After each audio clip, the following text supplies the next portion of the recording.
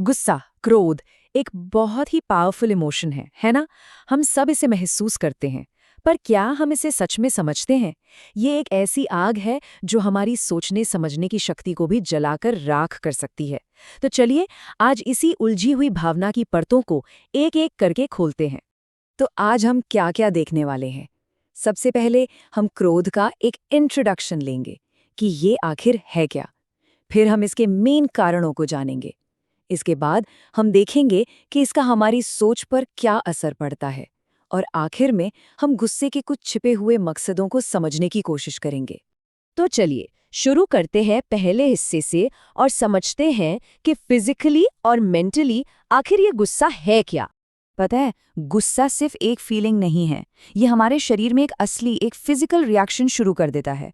जब भी हमें गुस्सा आता है ना, तो हमारी बॉडी फाइट और फ्लाइट मोड में चली जाती है, मतलब लड़ने या भागने के लिए तैयार हो जाती है। तो होता क्या है गुस्से में हमारे शरीर के अंदर? दिल की धड़कन बढ़ जाती है, ब्लड प्रेशर हाई हो जाता है। पर एक चौंकाने वाली बात भी है, क्रोध को कायरता की निशानी भी माना गया है। क्यों? क्योंकि ये हमारे अंदर के साहस और धैर्य दोनों को खत्म कर देता है। जरा इस टर्म को देखिए, कन्वल्सिव हेल्पलेसनेस। ये गुस्से को एक बिल्कुल अलग रोशनी में दिखाता है।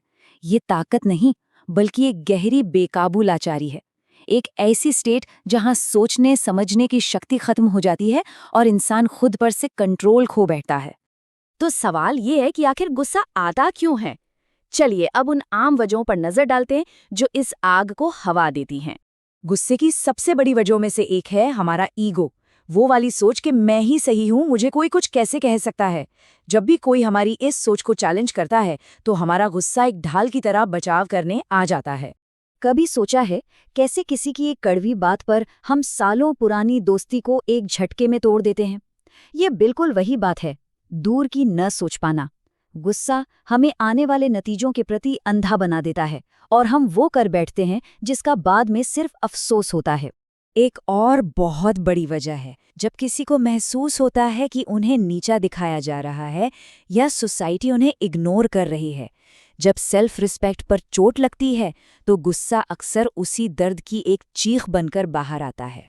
और ये एक बहुत ही कड़वी लेकिन सच्ची बात है, हमारा गुस्सा अक्सर हमसे कमजोर लोगों की तरफ ही बहता है। हम गुस्सा उन पर निकालते हैं जहां हमें कोई खतरा महसूस नहीं होता। यह दिखाता है कि हमारा गुस्सा भी कितनी सहूलियत से बाहर आता है। चलिए अब देखते हैं कि गुस्सा हमारी सबसे बड़ी ताकत यानी हमारे सोचने की एबिलिटी पर कैसे डायरेक्ट अटैक करता है। ये जो कंपैरिजन है ना, ये साफ साफ बताता है कि गुस्से में हम क्या खो देते हैं। एक शांत दिमाग आगे का सोचता है, रिश्तों की परवाह करता है, बैलेंस्ड रहता है। लेकिन एक गुस्सैल दिमाग, वो बस उस एक पल में फंस जाता है जहां उसे अपने गुस्से के अलावा और कुछ नजर ही नहीं आता। और हाँ, ये कहानी सिर्फ गुस्से की नहीं है। कोई भी इमोशन, चाहे वो बहुत ज्यादा खुशी ही क्यों ना हो, जब हम पर पूरी तरह हावी हो जाता है तो हमारी सोचने की शक्ति धुंधली पड़ जाती है। असली खेल तो बैलेंस का है। गुस्सा हमसे ये सब कुछ भुला देता है। ये बुनियादी सवाल कि सामने कौन खड़ा है, हमारा उनके साथ रिश्ता क्या है, हमें कैसा बर्ताव करना चाहिए, ये सब गुस्से के शोर में कहीं दब जाते हैं। और अब आते हैं शायद सबसे सरप्राइजिंग हिस्से पर। क्या गुस्से के पीछे कुछ ऐसे मकसद भी हो सकते हैं जिनके बारे में हमने कभी सोचा भी नहीं? ये एक बहुत बहुत गहरी बात है। जरा सोचिए, जिन लोगों को ये महसूस होता है कि समाज में उनकी कोई पहचान नहीं है, उनके लिए गुस्सा अपनी मौजूदगी, अपना एग्जिस्टेंस साबित करने का एक जरिया बन सकता है, भले ही वो जरिया गलत हो। ये कोट बिल्कुल इसी बात को कहता है। ये अटेंशन पाने की एक कोशिश हो सकती है कि जब सही तरीकों से पहचान नहीं मिलती तो लोग गलत रास्ते अपना लेते हैं ताकि दुनिया कम से कम उन्हें नोटिस तो करे। और अब गुस्से का वो मकसद जो शायद सबसे ज्यादा चौंकाने वाला है। क्या ऐसा हो सकता है कि गुस्सा असल में दूरियां बनाने के लिए नहीं, बल्कि किसी तरह का कनेक्शन बनाने की एक भटकी हुई कोशिश हो? ये एक लाइन गुस्से को देखने का पूरा नजरिया बदल सकती है।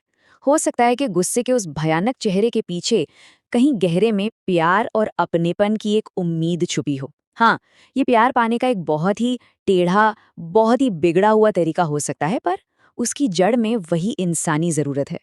तो हम इसी सवाल के साथ आज की बात को यही रोकते हैं। अगर गुस्सा कभी-कभी प्यार की एक भटकी हुई गुहार है, तो क्या हम खुद में और दूसरों में इसे एक अलग नज़र से देख सकते हैं? इस पर सोचिएगा ज़रूर।